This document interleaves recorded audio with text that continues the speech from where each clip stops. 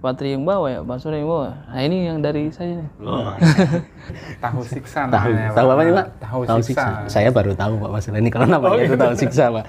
Siksanya di mana? Saya lagi dari tadi lagi nyari nih siksanya. Siksanya soalnya digoreng, kalau dibilang digoreng itu kan pakai minyak yang banyak dalam waktu yang lama. Oh gitu. Ya, kalau ini minyaknya dikit tapi sebentar doang, makanya seperti disiksa. Udah gitu tambahan ini lagi Pak ya, ada cabenya ini. Tambahan Bener-bener ini, kesiksa bener nih kayaknya.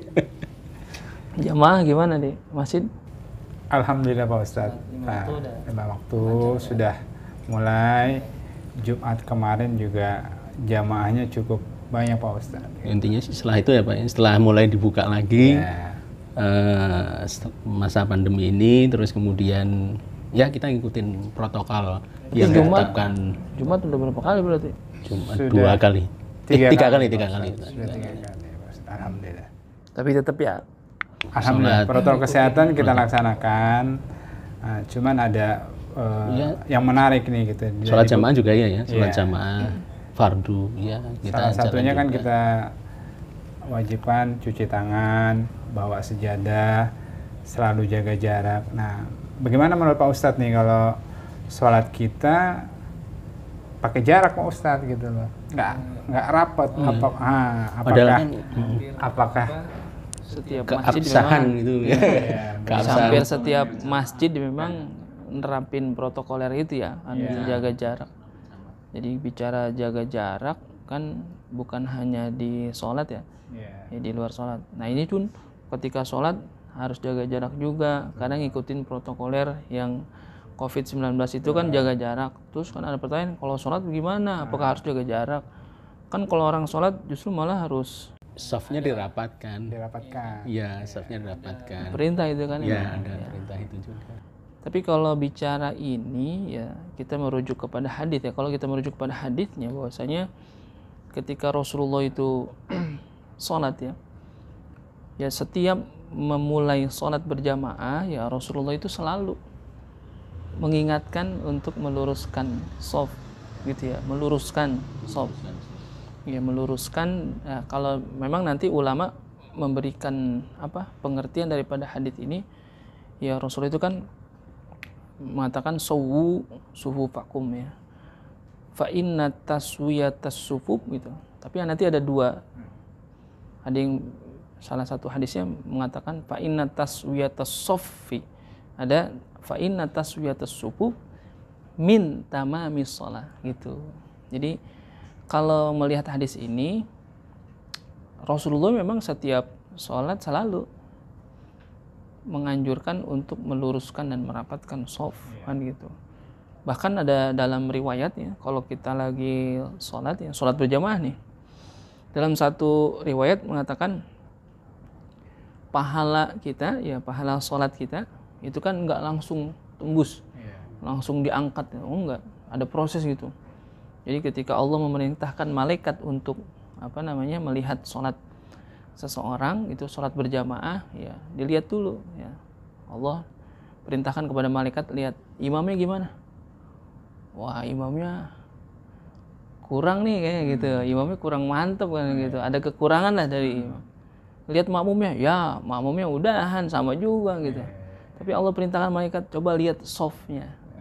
Ternyata shafnya lurus, akhirnya pahala sholatnya diangkat tuh, sebab shaf gitu. Makanya Rasulullah selalu mengingatkan itu ya. Kalau Rasulullah kan mengingatkannya dengan itu tadi, sawu sufufakum fa inna taswiyatas sufuf min tamamis shalah.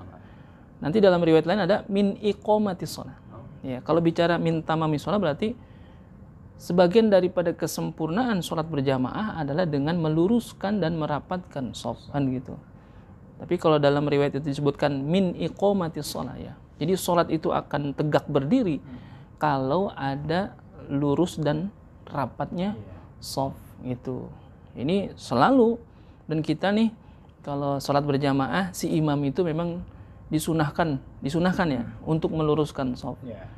Pribadi masing-masing ya harus sudah paham ketika sholat berjamaah dia harus lihat kanan kirinya lurusin kan gitu. Tapi si imam ini ada kesunahan untuk memerintahkan dengan sambil melihat tuh Melihat ke arah jamaah itu sunnah.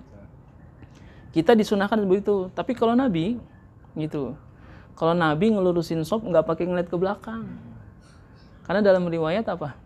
Bi khalfihi ka amama ru'yatun sabatatnya. Nabi itu pandangannya ke depan maupun ke belakang sama bagusnya. Jadi Rasulullah makanya disebutnya, kenapa ketika itu dalam riwayat Rasulullah itu meluruskan shop tanpa ngeliat ke belakang? Karena itu Syekh Nawawi menyebutkan dalam Muraqil Ubudiyah, bi khalfihi ka amama ru'yatun sabatan. Nabi itu pandangannya ke depan maupun ke belakang sama bagus. Jadi Rasulullah pandangannya ke depan ngelurusin shop, siapa yang nggak lurus di belakang tahu Nabi itu. Padahal mata di depan ya Nabi punya mukjizat. Tapi kita disunahkan untuk melihat ke arah jamaah sambil ngelihat tuh lurusin shop. Ternyata hikmahnya banyak. Jadi ketika meluruskan shop, imam itu ngelihat ke belakang bukan hanya ngelihat lurus atau tidaknya itu shop, tapi lihat juga jamaahnya. Dia lihat satu-satu. Ini ada potensi kalau kira-kira sholat saya dilamain, ini kuat apa enggak, nih ngeluh apa enggak gitu. Wah kayaknya ini tampang-tampang asam urat nih kan gitu. Berarti sholatnya jangan lama-lama nih kan begitu, bisa jadi. Banyak itu sebenarnya banyak hikmah. Tapi kita kembali lagi ke tadi ke lurus dan rapatnya itu. Nah sebagian ulama menyatakan kalau udah lurus cukup, nggak apa-apa, walaupun tidak rapat dan gitu. Tapi kesempurnaan adalah lurus dan rapat. Nah tapi dalam kondisi seperti ini kita kan ada udzur nih. Udzurnya udzur syariah. Kita karena ada ada pandemi, ya ada protokoler untuk selalu menjaga jarak, baik di luar maupun ketika lagi sholat kan gitu, dianjurkan untuk selalu jaga jarak. Ulama menyatakan ini adalah bagian dari ikhtiar kita untuk memutus daripada penyebaran COVID-19 tadi. Jadi kalau sekarang pertanyaannya, ada orang yang gini, saya kalau shopnya renggang-renggang, buat apa sholat berjamaah, mendingan saya sholat sendiri di rumah. Wah enggak gitu. Bicaranya begini, kalau misalkan fa inna taswiyatas sufuf atau fa inna taswiyatas sofi min tamami sholah, daripada kesempurnaan sholat. Sebagian ulama ada yang menyatakan kalau udah lurus walaupun tidak rapat cukup, boleh itu nggak apa-apa, karena bagian daripada sunnahnya saja. Karena dilihat dari hadis ini ya, sebagian ulama menyatakan min tamami sholah. Jadi sholat ini bukan tidak sah, tetapi min tamami sholah. Jadi sepakatnya ulama, hadis ini adalah anjuran untuk meluruskan dan merapatkan shop itu adalah sunnah. Jadi kalau tidak rapat dan tidak lurus berarti apa? Makruh. Ada kemakruhan ketika kita sholat dalam satu shop, akan tapi shopnya jarang-jarang. Ada kemakruhan. Tapi karena ini ada apa? Ada uzur, ada pandemi, gitu. Ilatnya jelas, kan gitu. Untuk apa? Memutus penyebaran itu, baik kan di luar masjid, di pasar, di mana kan? Di masjid juga seperti itu dalam rangka ikhtiar kita. Jadi bagaimana? Boleh nggak? Ya boleh. Bukan berarti ketika kita sholat dengan jarak, wah nggak sah tuh, sholat apaan? Di mana-mana orang yang namanya barisan tuh harus rapet deh. Iya, dalam kondisi normal rapet. Tapi dalam kondisi seperti ini renggang, tapi tetap apa? Lurus. Kita ambil lurusnya. Yang taswiyatus sofi atau taswiyatus subuh itu lurus dan rapat. Nah, sekarang karena rapatnya nggak boleh, kita ambil lurusnya. Tetap insya Allah kita dapat kesunahan dari situ. Jadi kalau Pak Tri, sholatnya sah Pak Ustadz berjamaah ya. Bahkan kita bisa dapat pahala berlipat ya, pahala meluruskannya masih dapat, pahala kita berikhtiar karena kita jaga jarak. Dalam kondisi seperti ini dapat pahala juga, pahala ikhtiar kita juga. Jadi kalau misalkan sekarang Pak Tri, Pak Surya ikut sholat di masjid, lalu menjaga jarak dengan keyakinan bahwasanya meluruskan shop itu adalah bagian daripada kesunahan, ya kita luruskan. Rapatnya gimana? Ya emang lagi ada pandemi, ya jangan rapat dulu. Bagian daripada ikhtiar, pahalanya dapat juga. Ya karena lurusin shop ini nggak masuk di dalam syarat, nggak masuk di dalam rukun.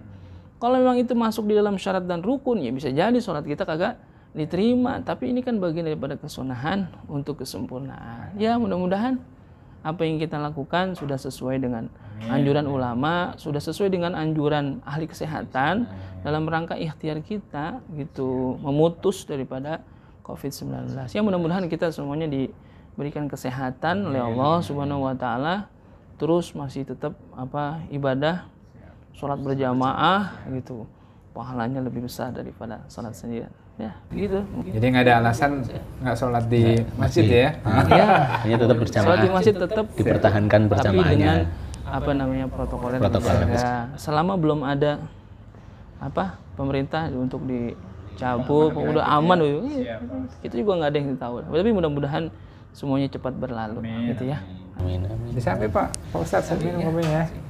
Pak tahu siksanya Pak Surya. Iya. Oh iya, tahu siksanya diambil. Pak Surya mungkin ada ini yang mau ini dengan Pak Ustadz kan? Sudah cukup tadi, cukup ya? jelas Pak tentang soft berjamaah. Tapi kan tadi ada kata yang lurus dan rapatkan soft. Dari dua kata itu kan lebih diutamakan. Kalau mengambil keutamaan kan yang luruskan dulu. Nah, yang rapatkan ini mengikuti kan sebetulnya. Itu udah jelas. Yang belum jelas ini rasa tahunya. Wah, ya. Mari kita jelas. Kita perjelas tahunya, Pak. Kasihan Pak udah disiksa. Kalau nggak diambil, tambah tersiksa dia. Saya awali. Ayo Pak Ustadz. Mohon Pak Ustadz. Bismillah. Itu tutul. Betul ya. Orang kata Betawi tutul.